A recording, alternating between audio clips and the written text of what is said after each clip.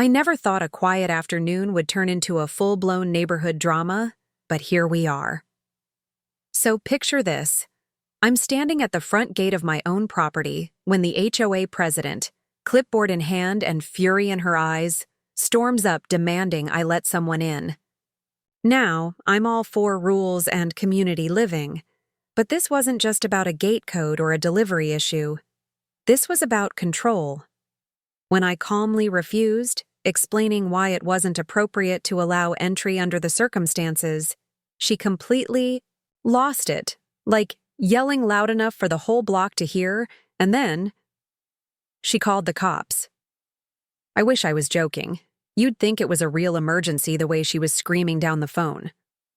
I stood there, trying to stay composed, while she ranted about authority and how I was obstructing the community order.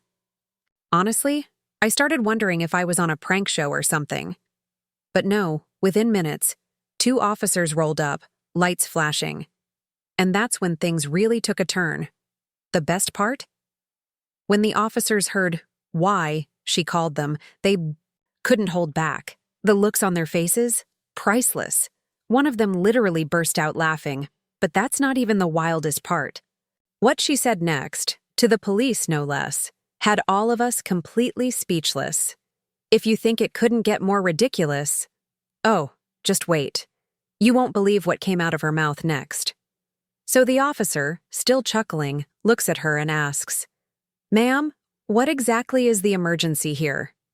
She straightens up, dead serious, and says, "He refused to let the yoga instructor into the community center, and I had a standing appointment." You could hear a pin drop. I swear, even the birds stopped chirping.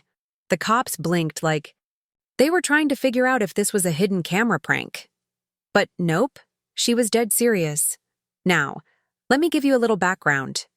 This HOA president, let's call her Linda, has always been intense. She treats this neighborhood like her personal kingdom. If a lawn is half an inch too long, she's on it. Trash can left out a few minutes late? Expect a warning letter. But this time, she clearly thought she had the upper hand. The problem was, the yoga session had been canceled by the instructor herself. I had just spoken to her that morning, and she specifically asked me not to let anyone in because she was sick. When I calmly explained that to Linda, she claimed I was lying and abusing power, which is funny considering I don't even work for the HOA. I just manage the gate rotation on weekends as a favor.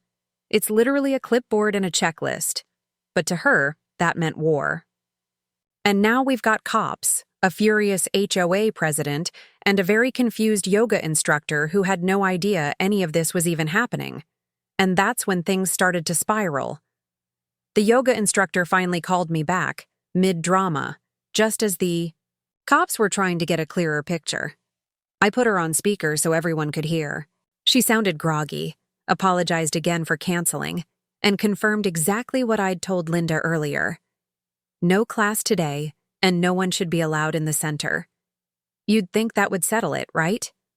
Nope. Linda doubled down, saying that the cancellation wasn't official because she hadn't received it in writing. The officers exchanged another look, one of those "this can't be real" kind of looks. But stayed professional, one of them gently asked Linda if this was really something that needed police involvement. That's when she launched into a full-blown rant about community protocol, unauthorized gatekeeping, and how I was a security risk. She even threw in a few words like negligence and property rights, like she was preparing for court. Meanwhile, neighbors started to gather, some pretending to water their plants, others openly filming with their phones. I could feel the tension building, not just with Linda, but within the whole community. People had been quietly frustrated with her for months, maybe even years, and now it was all bubbling to the surface. I caught one neighbor whispering, "Finally, someone's standing up to her." Another muttered, "About time the cops saw what we've been dealing with." This wasn't just about yoga anymore.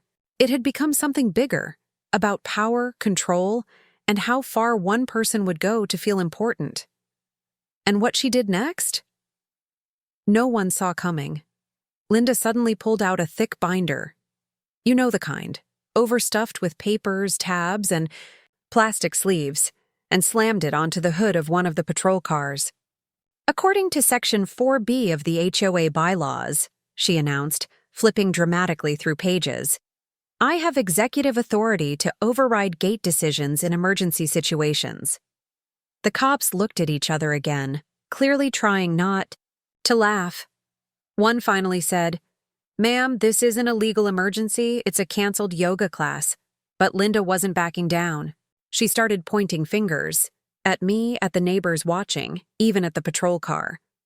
This is a pattern of behavior, she shouted. Disrespect, insurrection, gate mismanagement. I honestly didn't know whether to be offended or impressed. She was acting like I had taken over the community center in a coup.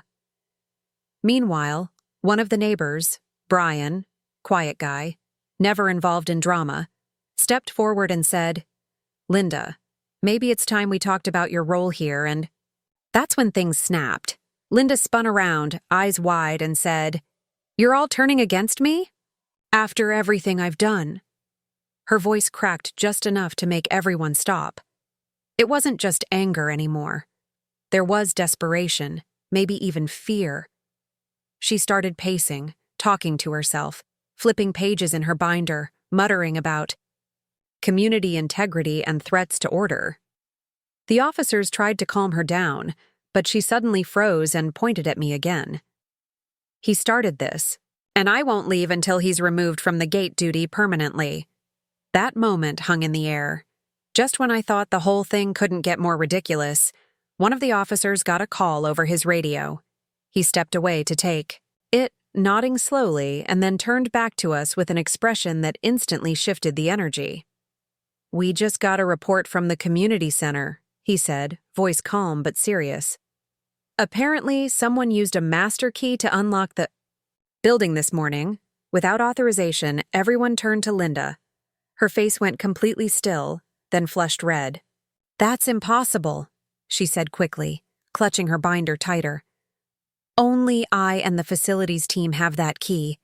And I haven't been there today, but just then, one of the neighbors, the one who had been filming, spoke up. Actually, I saw her walking out of the center around 9 a.m. I thought she was just checking on something. He even showed the video. Sure enough, there was Linda, plain as day, unlocking the door and walking inside. The officers raised their eyebrows. Ma'am, did you access the building this morning? One asked. She paused too long before answering. I was inspecting. For damage. Routine checks. Now the whole crowd was murmuring. This wasn't about a gate mix-up anymore. It looked like she'd gone behind everyone's back, possibly breaking. HOA rules herself. The very rules she'd been screaming about, and just like that the focus shifted. Not toward me, not the yoga instructor, but Linda. And the more questions they asked, the more nervous she got. Then she made a call, one that changed everything. Linda, still gripping her binder like it was a shield, stepped to the side and whispered into her phone. We couldn't hear what she was saying, but her tone had completely shifted. No more shouting, just frantic, hushed urgency. The officers gave her space but kept an eye on her. Then she turned back to us and said, The HOA board is on their way. This isn't over. Minutes later, 2 board members pulled up in a golf cart. Yes, a golf cart, looking confused and clearly unprepared for what they were walking into. After getting caught up by the officers and watching the video from earlier, their expressions turned from confusion to disappointment. One of them, a woman named Karen, ironically, asked Linda flat out, Why would you go in without informing anyone? Linda stammered, saying she thought it was her responsibility to protect the building from misuse. But the board member wasn't having it. There was no event scheduled. You had no authority to enter at that point. The officer gently suggested that Linda step down for the day and let the board review the situation internally. She refused. But then came the twist. One of the cops pulled out a small envelope that had just been handed to him by the board. "This is a formal notice," he read aloud. "Effective immediately. Linda is suspended from all HOA duties pending investigation." She froze. For the first time all day, she had no words.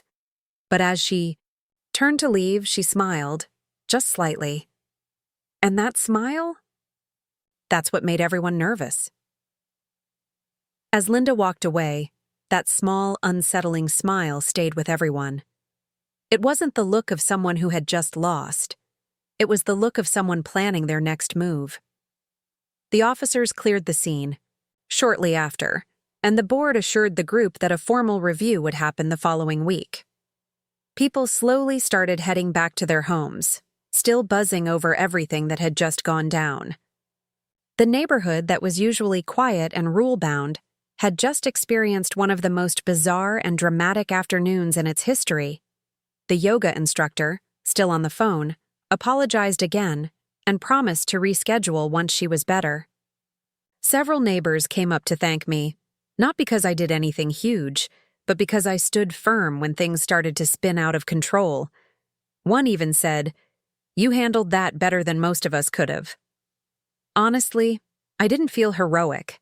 I was just trying to respect someone's request and follow basic rules. A week later, the HOA sent out a community-wide email saying Linda had officially resigned.